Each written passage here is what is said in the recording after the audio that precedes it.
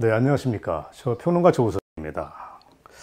시청자 여러분, 방송이다 아니다를 떠나서 제가 진심을 저는 항상 전하고 싶은 마음입니다.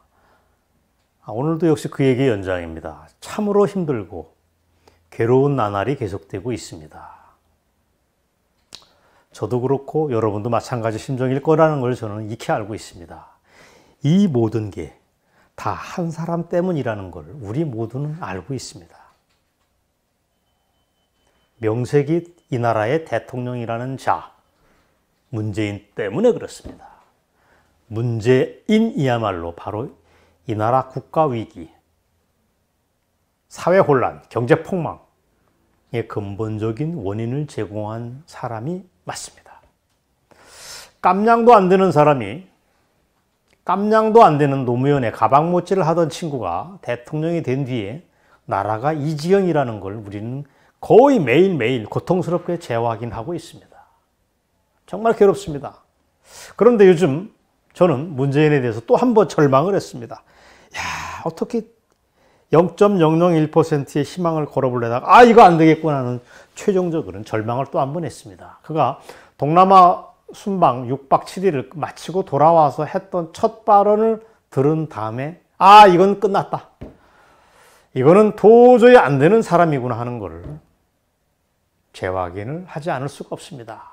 본래 이념 본색이 수상하다는 건 우리가 대한민국 사람이 모두 다 알고 있습니다.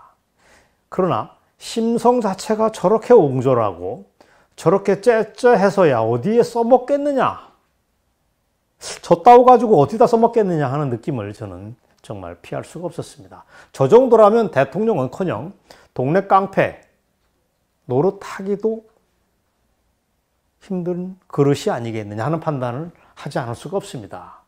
그는 논란이 확대되고, 여러분이 기사 뉴스를 통해서 아시겠지만 논란이 확산되고 있는 클럽 버닝썬의 경찰 유착 의혹, 김학의 전 법무부 차관의 성접대 의혹, 장자연 사건 등에 대한 철저한 수사를 지시했다는 발언을 청와대에서 공식적으로 릴리스를 했습니다. 이거 참 이상합니다. 특정 사건 수사에 대해서 대통령이 언급하는 것 자체가 사실은 굉장히 이례적이고 드문 일입니다. 뭔가 이상한 일입니다. 물론 표면상 발언을 보면 그럴싸해 보이고 때로 거룩해 보이는 측면도 있습니다. 일테면 검경 지도부가 조직의 명운을 걸라고까지 지시를 했습니다. 그런데 왜 문재인은 이 세 사건만을 지목을 했을까가 궁금하지 않습니까? 그 이유는 사회 특권층에서 일어났던 일이다. 둘째는 검경의 부실 수사와 은폐 정황 등이 공통적으로 깔려 있으니까 차제의 국민적 의혹을 씻어라 이런 게 문재인의 얘기로 해석이 됩니다. 이게 참 웃기는 소리입니다. 말도 안 되는 소리입니다. 김학의에 대한 수사 지시는 자유한국당 대표 황교안과 함께 문재인 저격수 곽상도 의원을 겨냥했다는 게 정치에 크게 관심 없는 사람은 대충 다 알고 있는 얘기입니다. 김학의 사건의 경우에는 경찰 수사가 진행 중이던 2013년 당시 법무부 장관과 청와대 민정수석이 황교안 대표이고 곽상도 의원이 아니겠습니까?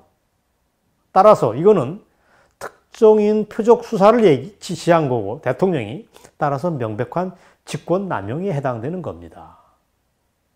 문재인이 왜 이렇게 지저분한 사람입니까? 우리는 묻지 않을 수가 없습니다. 장자연 사건과 김학의 사건의 경우 공소시효가 대부분 지났습니다. 따라서 무엇을 얻어낼지도 미지수라는 지적이 나오지만 목구멍이 포도청이라고 밑에 있는 공무원, 검찰 조직은 열심히 움직일 겁니다. 이게 참 있을 수 없는 일입니다. 이게 있을 수 없는 일입니다. 이런 거에 대해서 이 나라 언론이 정말 제대로 각을 세워서 문제 지적을 해야지 된다고 저는 믿습니다. 이런 문제에 대해서 어물쩡하고 넘어가기 때문에 문재인은 거듭거듭해서 이런 무리수를 두고 끝내 국민적 인기를 하고 등을 질 거라고 저는 믿습니다.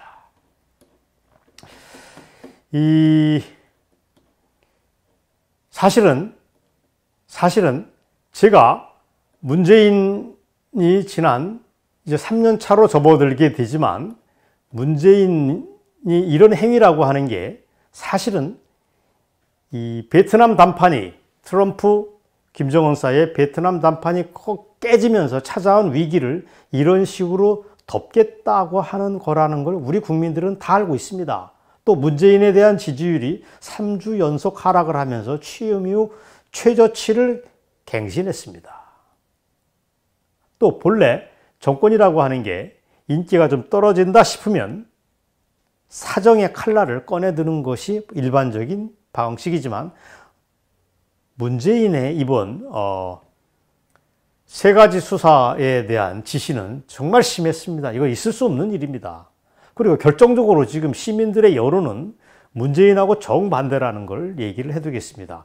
문재인이 콕 집어서 얘기한 세 가지 사건을 얘기를 했지만 그러네 국민들의 관심은 그게 아닙니다. 손혜원이 문제에 대해서 왜 수사가 제대로 안 이루어지고 있는가에 대해서 국민적인 의혹이 훨씬 큽니다. 그리고 이거는 그 위에 정점에는 권력형이라고 하는 게 공통점이 있습니다. 또 있습니다. 드루킹 사건이야말로 이 정부, 문재인 정부의 도덕성과 관련된 중요한 문제입니다. 또 문재인의 아들 문주정 문제를 왜 빼먹는 겁니다. 이런 문제에 대한 철저 수사 지시를 해야지 문재인이 얼굴이 사는 건데 왜 그는 마피아 두목도 아니고 지가 원하는 사건에 대한 관심만을 밑에 애들한테 지시를 하는지 이해를 못하겠습니다. 따라서 저는 김학의 사건, 장자연 사건 이런 사건들이 결국은 자기 발등에 도끼질하는 결과가 될 것이라고 미리 예견을 하겠습니다. 문재인 자신이 지저분한 사람이라고 하는 걸 결국은 드러내는 아주 형편없는 짓이라는 걸 국민들은 다 알고 있고 문재인이 헛발질을 했다는 걸 이미 다 알고 있습니다. 따라서 손혜원, 드루킹, 문준용 문제에 대한 공명정대한 수사 지시를 하는 게 대통령으로서의 할 짓이 아니겠냐는 걸 이 자리에서 재확인을 하겠습니다. 저는 그리고 문재인의 청와대 애들도 이제는 실력이 거의 바닥을 드러냈다고 봅니다. 뽑아들 카드가 없으니까 겨우 이런 거라 뽑아드는 겁니다. 이참에 경고를 해두겠습니다. 저는 집권 3년 차로 접어들지만 그 걔네들이 올 한 해를 버티지 못할 것이라고 보는데 저는 제가 가진 돈을 거의 전체를 걸겠습니다. 문재인 2019년 한 해 넘기기 힘들다. 임기 다 채우는 것도 불가항력일 것이라고 하는데 저는 기꺼이 제 한 표를 던지겠습니다. 소득 주도 성장이라고 하는 말도 안 되는 짓거리, 탈원전이라고 하는 미친 짓, 결정적으로 외교안보 참사 등이 모두 다 국가 경쟁력을 망가뜨린 행위였습니다. 터놓고 말하지만 저는 문재인으로부터 지금까지 2년 동안 단 한 번이라도 설득력 있는 국정 운영의 메시지, 비전을 저는 들었다는 기억이 한 번도 없습니다. 문재인의 진심에서 나온 어떤 속내를 전해 들은 바도 없습니다. 그동안 해온 거는 공허하고 말도 안 되는 레토릭이나 남발하고 나라를 주저앉히는데 골몰 해왔습니다. 흔한 말로 숨 쉬는 것 빼고는 모두가 거짓말을 뱉는 게 문재인이란 인간이라는 걸 우리는 알고 있습니다. 단 하나 예외가 하나 있습니다. 그 예외가 지난해 말 12월 달에 문재인이 이렇게 고백을 했습니다. 이게 무슨 마음에서 얘기했는지 몰라도 모처럼 진실된 발언을 하나 했습니다. 이렇게 얘기했습니다. 이 정부의 산업정책이 없다는 비판의 목소리는 뼈아픈 자성이 필요한 대목이라고 밝혔습니다. 박정희라고 하는 위대한 천재 같은 산업정책이 없었다는 고백을 집권한 지 2년이 다 돼가는 무렵에 슬쩍 고백을 한 겁니다. 그때 산업통상자원부로부터 새 업무 보고를 받는 자리에서 그렇게 얘기했습니다. 이미 대한민국에는 산업 생태계가 무너지고 이대로 가다가는 경제가 주저앉겠다고 하는 비명이 나오고 있는 와중에 그따위 고백을 하는 게 이게 무슨 의미가 있습니까? 저는 지금도 묻고 싶습니다. 그렇게 산업정책이 없고 제조업을 일으킬 비전이 없다면 집권하지 말았어야 되는 거 아니겠습니까? 집권 2년이 다 된 마당에 그렇게 무책임하게 얘기한 게 무슨 헛소리인지 정말 당혹스럽기 짝이었습니다. 자, 여기까지는 오늘 방송의 서론입니다. 저는 오늘 이 자리에서 오랜 생각의 한 자락을 밝히고 싶습니다. 오늘 얘기의 핵심은 이런 겁니다. 대한민국의 미래가 베네수엘라처럼 될까 많은 사람들이 지금 걱정을 하고 있습니다. 나라가 폭망해서 온 국민이 쓰레기통을 뒤지는 나라로 전락할 수도 있다는 위기감을 5천만 국민들이 지금 느끼고 있습니다. 아니면 예전 70년대 많은 사람들이 베네수엘라가 한국의 미래가 될 수 있다고 걱정을 하지만 저는 70년대 칠레처럼 될 수 있다고 하는 전망을 가지고 있습니다. 왜 사람들이 70년대 칠레 얘기를 하지 않는지 저는 궁금할 때가 간혹 있습니다. 쉽게 얘기하겠습니다. 많은 사람들은 좌빨이 집권한 이후 망해버린 베네수엘라를 들면서 그게 대한민국에 닥쳐올 불길한 미래라고 점을 치지만 맞습니다. 하지만 저는 문재인 일당이 70년대 초반 칠레의 아엔데 정권처럼 비극적으로 끝날 수 있다는 전망을 가지고 있습니다. 70년대 초반 아엔데 정권이 어떻게 비극적으로 무너졌는지를 이 자리에서 짧게 살펴보겠습니다. 아엔데는 중남미 최초로 선거를 통해서 사회주의 정권, 공산주의 정권을 세웠던 사람으로 아주 유명합니다. 즉, 공산주의 역사에서 폭력혁명으로 권력을 대부분 줬지만 아엔데는 거의 유일하게 국민적인 합의를 통해서 선거를 통해서 정권을 쥡니다. 아주 특이한 사례입니다. 그래서 저는 2년 전에 대선이 열릴 때 문재인한테 권력이 넘어가면 아엔데처럼 될 것이라고 하는 글을 여러 번 쓴 바가 있습니다. 어쨌든 이 아엔데는 선거를 통해서 사회주의, 공산주의 정권을 세운 사람인데 따라서 아엔데는 폭력혁명 노선을 거치지 않고 그렇게 했던 희한한 예외적인 사람인데 저는 바로 그런 공산주의자, 변형된 공산주의자 아엔데의 집권은 2년 전 대선을 통해서 이념 성향이 묘하게 비슷한 문재인이 집권한 것과 닮은 꼴이다 하는 생각을 전 전부터 가지고 있습니다. 사실은 아엔데 자체가 폭력혁명을 믿지 않았던 똑똑한 사람이었습니다. 평화로운 방식에 의해서 공산주의 체제를 건설할 수 있다고 봤던 특이한 사람인데 사실은 전형적인 공산주의자였던 것도 사실입니다. 그래서 집권한 이후 공무원 수를 무려 5배나 늘립니다. 5배. 칠레의 공무원 수를 5배나 늘립니다. 어떻게 5배나 늘리나? 탄광 같은 이런 기업을 다 국유화를 해버립니다. 따라서 거기에서 일했던 수만 명의 사람들이 자동적으로 공무원이 되는 겁니다. 문재인이가 한 짓도 공무원을 엄청 늘리겠다는 거 아니겠습니까? 이미 늘렸습니다.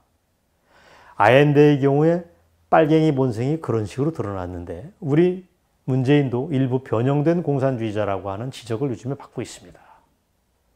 자, 그렇게 아엔데는 옛 칠레를 붉은 나라, 빨간 나라로 만들어 가다가 집권 3년을 조금 넘긴 1973년도 말에 결국 당시 육군 참모총장으로 아엔데 본인이 임명했던 피노체트가 결정적으로 쿠데타를 일으킵니다. 그래서 아엔데는 비극적으로 몰락을 하고 맙니다. 그때 대통령궁을 들어오는 탱크가 전차가 밀고 들어오는 걸 보면서 아엔데는 권총 자살을 하는 거로 생을 마감합니다. 그 권총은 제가 기억이 맞다면 쿠바의 카스트로가 선물해 준 거로 알고 있습니다. 그 권총을 가지고 자기 머리를 빵 하고 쏘가서 바로 직사를 합니다. 저는 이 얘기를 그냥 한 게 아닙니다. 문재인 정부가 똑똑해 70년대 초반 칠레 아엔데 정부의 비극을 한 번쯤 거울에 비춰봤으면 하는 뜻에서 경고의 메시지로 오늘 이 방송을 하는 겁니다. 문재인 일당이 똑똑히 기억해 두시기 바랍니다. 기회가 나는 대로 제가 아엔데 얘기를 보다 자세하게 별도 얘기로 전해드리겠습니다. 아주 흥미진진한 얘기입니다. 오늘 얘기의 핵심은 아엔데의 비극을 문재인이 반복할 수도 있다. 따라서 그는 얘기하기 어려운 다양한 방법으로 올해도 어려울 수도 있고 임기 채우는 것도 매우 어려울 수도 있다. 본인이 잘 헤쳐나가기를 물론 권하겠습니다. 이 나라의 헌정사의 안정을 위해서 부디 슬기롭게 헤쳐나가기를 바라지만 그러나 감이 안 되는 대통령이라는 판단이 이렇게 보편적으로 자리 잡았을 때는 그는 닥치는 비극을 막을 수도 없다고 하는 경고를 오늘 이 자리에서 동시에 드리겠습니다. 제 결론은 이렇습니다. 대통령 깜도 못 대고 마피아 두목 수준의 문재인 일당이 70년대 칠레 아얀데 정권처럼 비극적으로 끝날 가능성은 여전히 있다는 것을 재확인하면서 어떻게 하면 우리가 비극을 피할 것인가 하는 말로 오늘 방송을 마치도록 하겠습니다. 여러분 경청해 주셔서 고맙습니다. 물러가겠습니다.